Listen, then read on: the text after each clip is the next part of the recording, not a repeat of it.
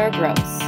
Welcome to WiSP IronWomen. This month's interviews are all about the great performances of 2015. I am thrilled to introduce my first guest. Meredith Kessler has won multiple Ironman and 70.3 races and is not only an amazing athlete, but also a great ambassador for our sport. Meredith recorded the fastest Ironman of 2015, finishing Ironman Arizona in 8 hours and 44 minutes. She joins us now. Okay, Meredith, welcome to the show. Thank you so much for joining us. Thanks for having me, Sarah. Always a pleasure. So I want to start first off by congratulating you for your awesome result at Ironman Arizona. Did you know that you were going to go 8:44? You know what? I didn't in the moment. And it was funny. I was listening to the after race interview and I said, I think we broke 9 hours or something like that. And I saw that actually. I had no concept. I thought it was like maybe 850 something, but I wasn't sure. But in the race, it's funny, the American record, which Lindsey Corbin so awesomely has, is 8:42.42. And I missed it by 78 seconds or whatever. And I remember like maybe at mile 18, someone was like, mile 18 was a little late to know, but I don't have a watch with like my overall time, and I should, because I just thought with the weather and with the conditions, there was no way that that was even in reach. And look, I'm not saying I could have suddenly run like a 1:22 half marathon the second half of that, but it would have been cool to like kind of have that in mind to try to keep going. But you know, Sarah, that's my type of weather. It sounds like it. People thrive in the heat, I thrive in the cold. Yeah. Right. We can't really talk about Arizona without talking about Kona and kind of everything that preceded that. Right. So you must have been kind of fired up after Kona. Tell me a bit about that process. Sure. So Kona, it's my ammo, genuinely, every year. I have a terrible, and you know about me, I don't like to use the word I very much. It's such a we thing, but I say I here a lot because I'm the technician, and the team does everything right to get me to the line, ready to fire, especially in Kona, and the technician, me, doesn't deliver. And I have never delivered in Kona. One year I got 7th. That was great, but you should have seen, for me, just because I had never done well there. But in looking, and I'll tell you about this, of what is wrong with me on that island, it's interesting to kind of look at it through that lens. But my point is, so my ammo every year is do terrible in Kona and then feel like myself in Arizona. Like it's just, then you look back and you're like, dude, am I like allergic to Kona or something? Like seriously, this is now, it actually annoys me to the core because I can't figure out the puzzle. I feel like in Kona, I go in one athlete in the ocean and I come out another one. Like literally, I think every year I've either been barfing on the front end of the bike, just sick.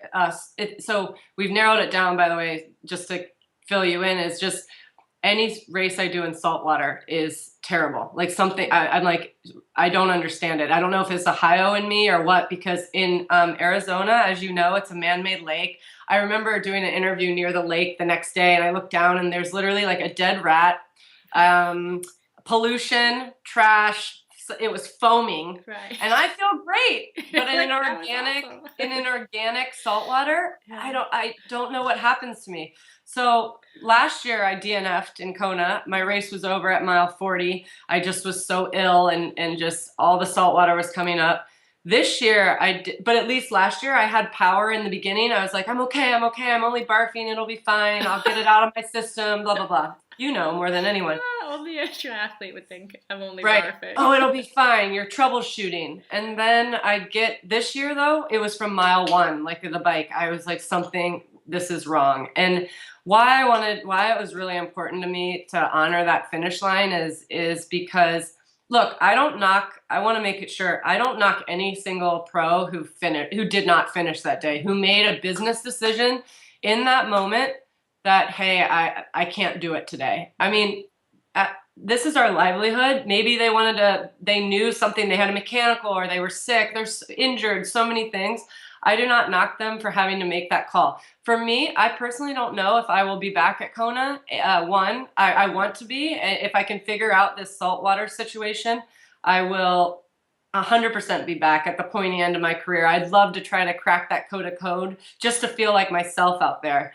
That's the key. I don't care what place I get in Kona. I just want to like feel like myself, which was what Yeah. the goal was in Arizona, was Yeah. just feel like yourself. So we did. I came home a couple weeks later. I got a bunch of these adrenal and tests with this neuropath guy in San Francisco. So I do get the results this week. I'm just like going to another race. So I'm like, that's in lake water. So it's all good. But I'm like, maybe don't tell me. I'll see you when I get back. So that's where we are. That's really interesting. So are there any theories? Do you guys have any theories so far about what it is about salt water? Yeah, so it's funny. The only time I've felt okay in saltwater was Auckland this past year. But it's a wetsuit swim. So my pores are covered, and it was only a half. I was in the water 24 minutes, Yeah. And so that's what's so interesting. It's like, I can't tell you how wimpy by the way, I feel even telling you this. Like, it's just like, really, like I said, could I really be allergic to that? No, like there has to be something going on with, it's just funny to think about, because salt in general, just actual salt, is not my thing either. It hits my kidneys like a freight train, and it's never been good. So yeah, as you know, my other two DNFs were in Coeur d'Alene and St. George, and they were salt related.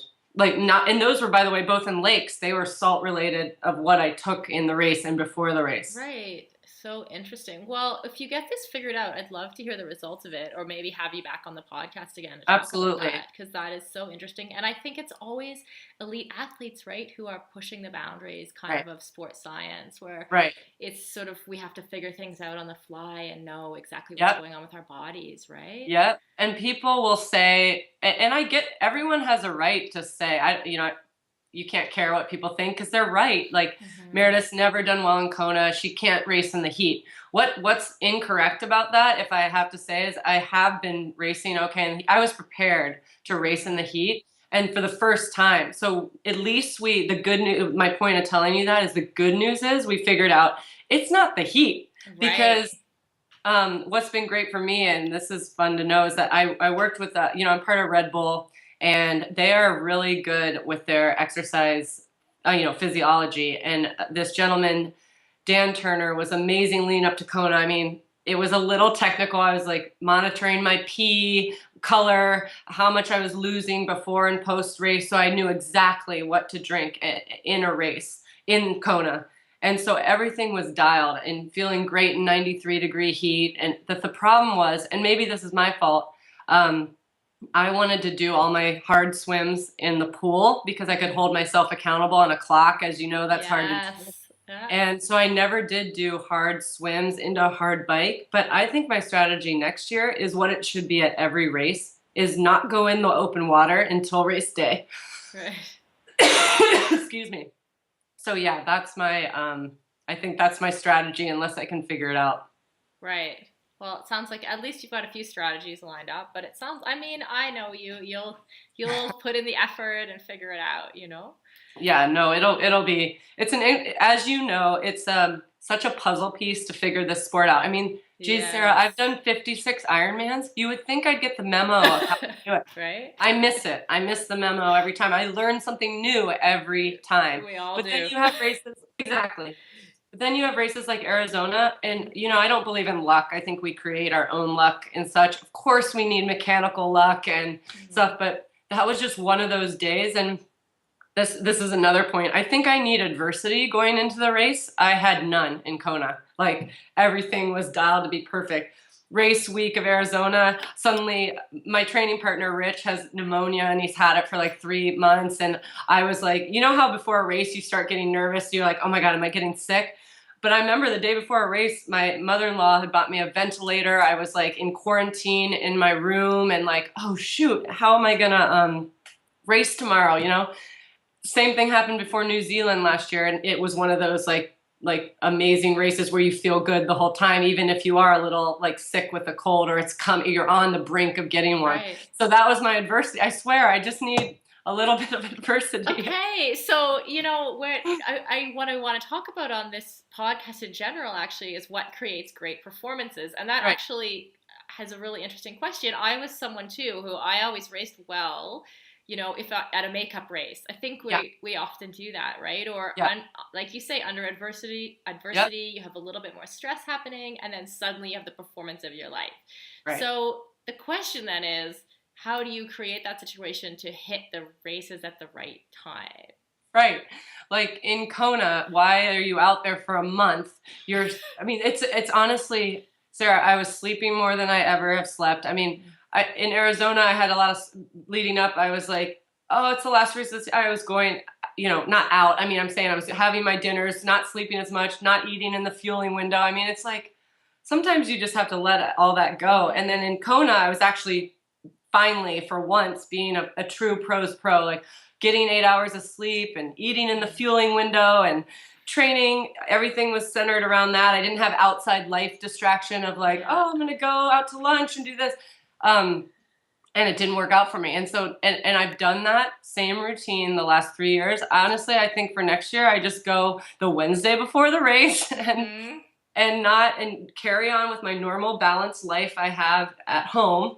And that seems to always work for me. Like, I don't know what it is, but my former coach, Matt, always said, sometimes I feel like I have to shoot a puppy before your race.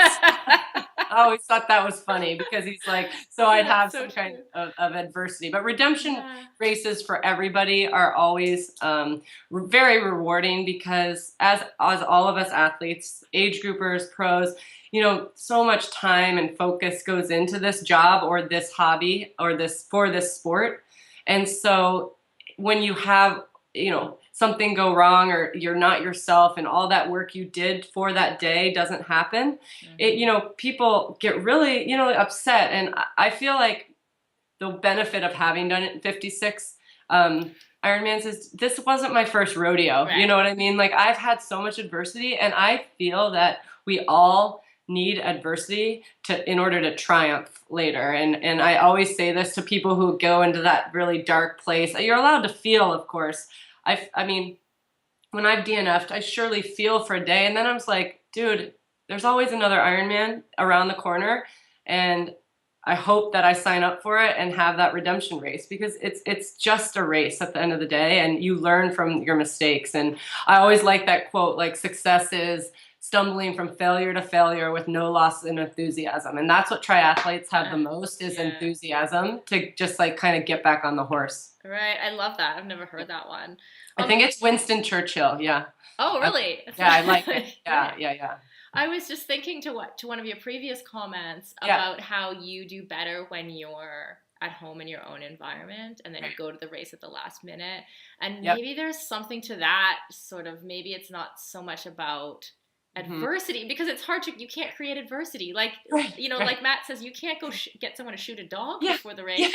What are you going to do? So maybe, and I know as an athlete, your calling card has sort of been that sense of balance, that you've always kept your friends and for a long time even had a job when you won Ironman. And so maybe that's more to the point.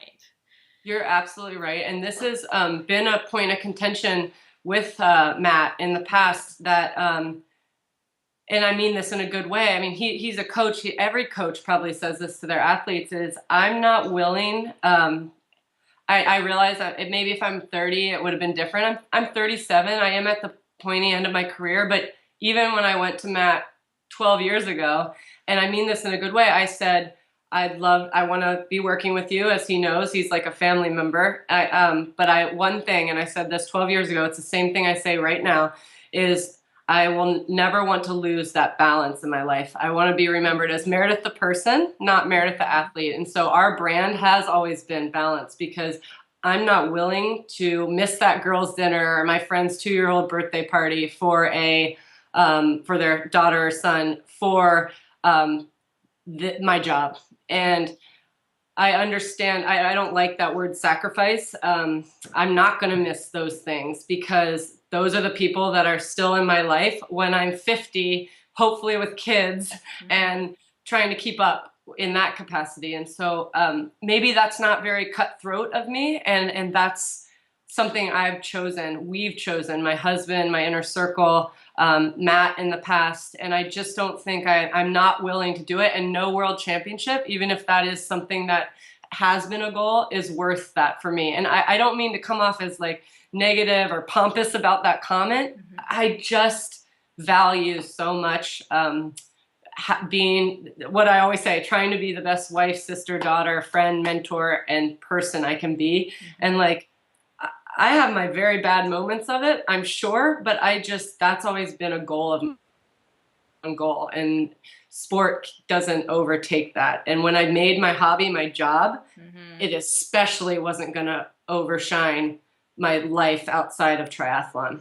Yeah, absolutely. I actually found in my career, now that you're saying it, it sort of makes me think that, the times when, say, I DNF'd from a race are the times when I kind of got off center, in that way where I had ignored something, whether it was something else I felt that I should be doing, or whether I had just sort of traveled too much and been away, overdone it in training. I was always a little off balance, and then the race goes down the tubes, Right. So, I mean, it sounds like we're all learning the same lessons over and over again. No, and constantly. And I just said to you before the call, I was talking, that you're a mother, and I dream of being a mother someday. And then how you all manage, and goes into age groupers too. Age groupers manage family, work, life, and this sport. Like for me right now, this is my job. And sure, my husband and I have things, we're trying to set a foundation for after my job of being a pro triathlete when I am pregnant, hopefully, and have kids. So we have our hands in other things. But I mean, I was coaching athletes for a while because I wanted to give them, when I was first trying to get my feet on the ground as a pro 7 years ago, I was like, before I quit my day job, I remember I was coaching 12 athletes and teaching cycling classes and still at my finance job. And then I finally let go of that. We took a bird's eye view at my life. And I'm like, okay, how am I going to do these 4 jobs? Okay, I'll omit one. And then I slowly, the last few years, keep omitting because I want to give my athletes 100%. You know what I mean? And it's like you like, because you're a coach, you want to take care of other people. And this job, in order to keep that coveted balance, that's what I tried to like omit and try to find that balance. Because look, I know I'm not going to have this luxury. I'm trying to capitalize on it in a small window of opportunity. Because if I could do this till I was 60, I totally would. I mean, at this level, I just, I'm trying to maximize it while we can. Right. Yeah. And so before we go, I wanted to ask you sort of, how much longer do you see yourself doing this? You say you want to have kids. I love that you want to have kids. It's awesome. And you could still do so much, when you have kids. Yeah, sure. But what's your outlook for the next couple of years? Yeah. So I'm, 37 and a half coming up. And it's funny, you don't want to be like, oh, I'm just going to get through one more Kona or whatever, because I could get to Kona and be like, oh, I'll do Arizona. And then I love New Zealand so much. That's in March. Okay, one more. I don't have a finite set date that I want to stop. I actually know that I would like to have a kid before I'm 40. And then if I decide to come back, and race a little, I just want to be with my child too. This is why I value the Gina Crawfords, the Sara Grosses, the Beth Walshes. You all do it with kids. I'm sure it's hopefully gotten a little easier, maybe harder though, as they've gotten older. But I want to be with my newborn when I first, hopefully, if I'm fortunate enough to be able to have kids. I want to be with them. So like, it wouldn't be as important to come back. So that's why, I say to Aaron, gosh, I'd love to I'm enjoying, like Aaron's going to come with me to New Zealand on Friday. He can work from anywhere. Okay, that won't happen when you have a little one, right? So that's why we're maximizing while we can, because we know we can do it now and we know we won't be able to do it forever. So, right. So that's where I am right now. So I would say a couple more years I've got, And then these 38, 9, 40-year-old legs might be like, all right, let's try to birth. Let's try to birth. Because that's really easy. That's an easy thing, yeah. I tell you what, when I was 35 when I was trying to get pregnant, and actually when they sort of test you if you're an older mom over 35, they do run tests on you, and mine came back as if I was in my 20s, and I always thought, maybe that's the sport, maybe it's that lifestyle of, being sort of healthy, active, eating well, etc. that made all the difference. So hopefully that works for you too. I hope so, because let me tell you this funny story is I was actually in Arizona, I was swimming, and I was in the locker room, and this kind lady from New York was just like, "Oh, are you an athlete?" And we were talking about she's there with her grandkids. And she goes, "How old are you?" And I was like, "Oh, I'm 37. "Oh, honey, do you have kids yet?" "Oh, not yet, but I look forward to having them in the future." And she's like, "Oh, honey, I love this about strangers. Did you freeze your eggs?" I was like, I'm telling this stranger here, right. You know what? That's a great idea. I totally shouldn't look into that. Right now I'm just really happy that, and I'm telling you this too, and I'm very open book about this. I feel grateful that I get my period every 28 days. Trust me, because I try to plan my race schedule around it, because I am a disaster. Right? That was, by the way, another adversity. I was stressing because I was supposed to get mine on race day. I got it during my, the next day. So it held off one day. But my point is that, and I know my body, as we all do, athletes, so well, but I would be worried kind of for me if I didn't get it, I'm not on the pill, because the thing is, if Erin and I did get pregnant, that's not the end of the world. It is what it is. The same thing I feel about if I get injured. Everyone's always like, you have been racing year round the past probably better part of 2.5 years. I haven't gone a month, basically, aside from the month before Kona, without a race in it. And so my philosophy on that is, I do love to race. If I were 30, I probably wouldn't be racing as much. But if I were to get injured or something, okay, that's my omen of time to have kids. So that's my mindset on that. That's awesome. Let it happen as it comes, right? Yeah, exactly. Right. Roll with the punches, right? Okay. Fabulous.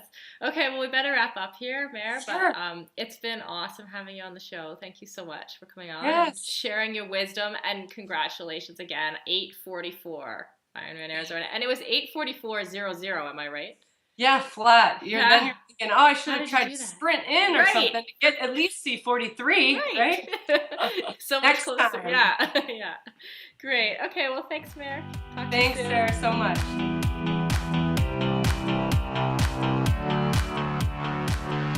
A heartfelt thank you to Meredith for her openness and transparency during our conversation.